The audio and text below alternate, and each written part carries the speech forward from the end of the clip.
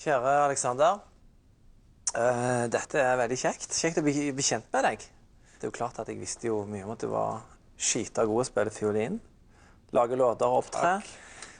Og så var det jo da jentene mine da, som har pladet de, så vi har dermed hørt på han i bilen. Og da hørte jeg en låt som fikk meg til å endre syn på deg veldig. Det rett og slett en sang om hester. 13 Horses. Skal du ta den? Jeg synes den helt utrolig fin.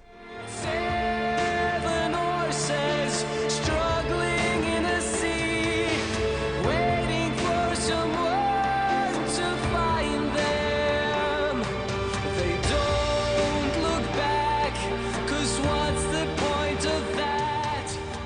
Det var et dikt som mamma leste til meg da jeg var liten, som gjorde veldig sterkt inntrykk på meg, og som jeg alltid tok opp i bevisstheten hver gang jeg holdt på å gi opp.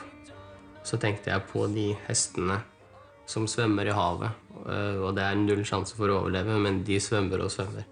Og håpet det siste som dør, da. And that's the hope that never 13 hester.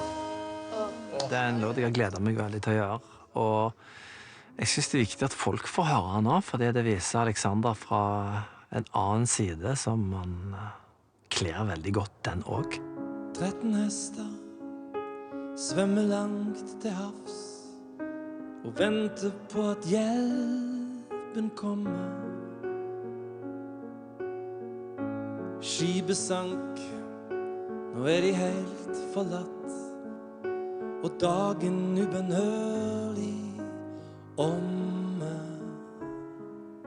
De berger seg, alle mann ombord, før skipet satte kursen mot bunn. Må stå og se en kamp på liv og død, en søken etter faste grunn. 8 hester svømmer langt til havs og vet ikke at det forgjeves.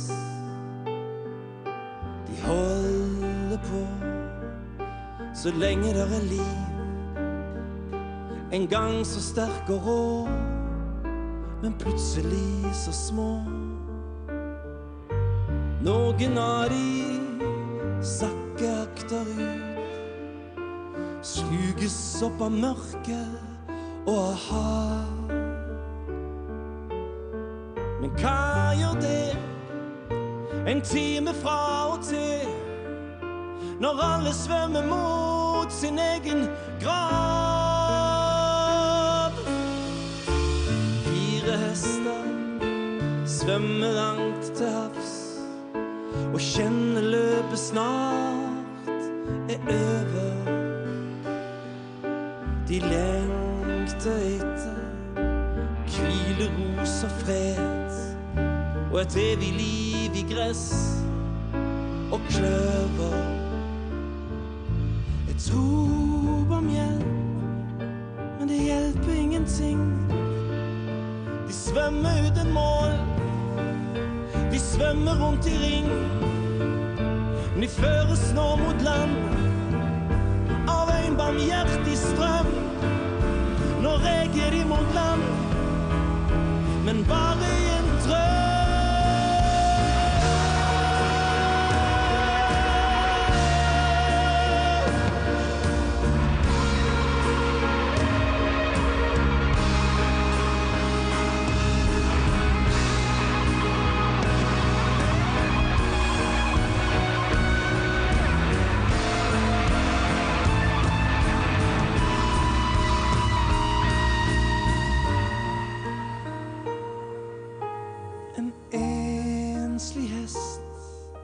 Stiger opp mot land, den siste rest av krefter brukte han til å svebe seg møysommelig av sted mot en kløvereng av hvileros og fred. Noen hester svømmer langt til havs og tenker sånn skal livet leves. Enten sterk og rå eller bitte små. Og hvem vet hva som forgjeves.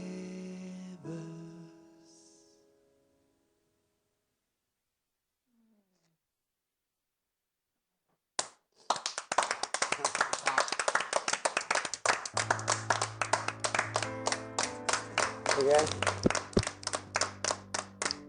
Til deg, da. Fy søren. Så vakkert. Det en veldig vakker sang. Tusen takk. Så godt. Det var rørende. Det var Det sterkt. var så bra tekst. Jeg blir ikke lettrørt. Jeg har tatt på meg et sånt ytterskall i livet, sånn at ingen kan såre meg, eller komme inn på meg på godt og vondt. Jeg husker at den låta her ble skrevet i den tiden da jeg ennå blindt stolte på mennesker, og uansett hvor mye slemt jeg fikk høre, så ga jeg bare masse tilbake, og håpte på det beste i alle. Da jeg hørte den sangen, så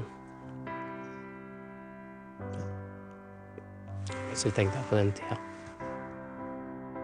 Vet du hva, jeg er så rørt. Du kunne fått meg til alters, du nå. Hvis du skal vurdere det. Karoline, slå av.